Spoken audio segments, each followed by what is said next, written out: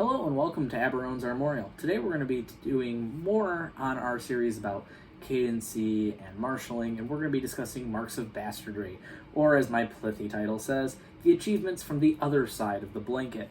Kudos if you get that joke. So, Marks of Bastardy are just that. They are a mark of cadency that is specifically used to denote illegitimate children. Formerly, we used to call them bastards, and if you've seen Game of Thrones, you probably have referred to several people as bastards. That was the medieval practice. Now, the ethics of that and how people were viewed and stuff because of that, we're not getting into that. That's a mess. However, we are going to talk about how it relates to heraldry, because it does play an important role. And if you look through the rolls of arms, I mean, this is one of the largest ones from the medieval era. If you look at the rolls of arms, you're going to see it, and you're going to see a lot of famous shields with marks of bastardy. Or as Mrs. Doyle once put it, it's bastard this and bastard that, and well, you can't move for the bastards in those books. It's just wall-to-wall bastards. So, you see them a lot. Now, the most common way to identify it is it'll be the plain shield, but instead of having a label or some sort of border, most of the time you will have a black bend sinister covering either the entire shield or the center of the shield. And that is just a backslash, basically, through the whole shield. Now, as those lines move on, those were adapted and marks of cadency or other things were added on top of that mark of bastardry.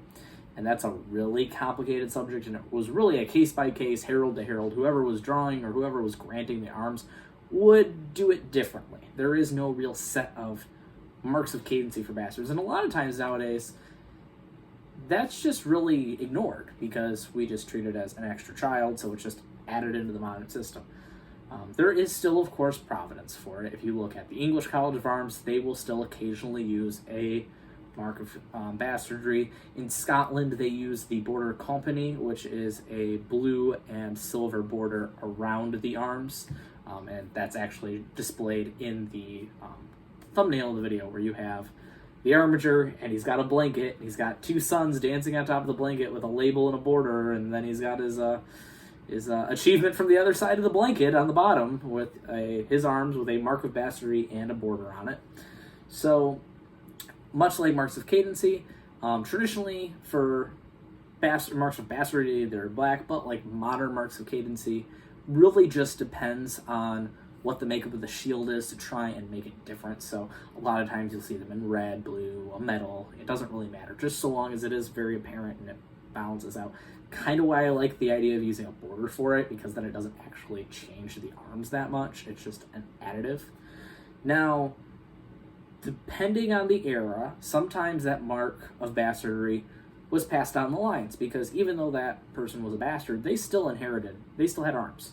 So their son might bear that mark of bastardry, or they would start changing the arms. And this kind of has become common now, similar to cadet branches. You know, it might be a cousin, and they say, well, the arms aren't the same, and they're not putting a mark on it, but maybe the field color has changed, or one of the charges have changed, or something like that. So, kind of just a short little thing about that. So if you see a bend sinister across a shield, that child is probably illegitimate, or they are the descendant of an illegitimate knight, a child of a knight or some other noble throughout history.